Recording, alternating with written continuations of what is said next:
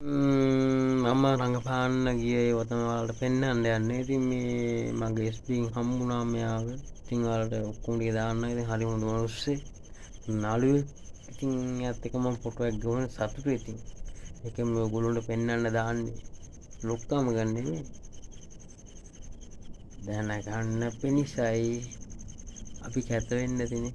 අපි නළුව නෙමෙයි අපි කැතයි. ඒ වුණාට හැම දෙයක්ම කරලා පුරුදු වෙන්න ඕනේ තමන් විසින් මේ ලෝකෙට බිහි මේ ලෝකෙන් මැරෙන්න කලින් දෙයක් කරලා මැරෙන්න ඕන කියලා තියෙනනේ. ඒකින්ද ජය ගන්න ඕන අනිවාර්යයෙන්ම. මේ ලෝකෙන් දුප්පත් වෙලා මැරුණොත් වැඩක් නැහැ. පොසත් වෙලා මැරෙන්න කියලා අහලා තියෙනවද?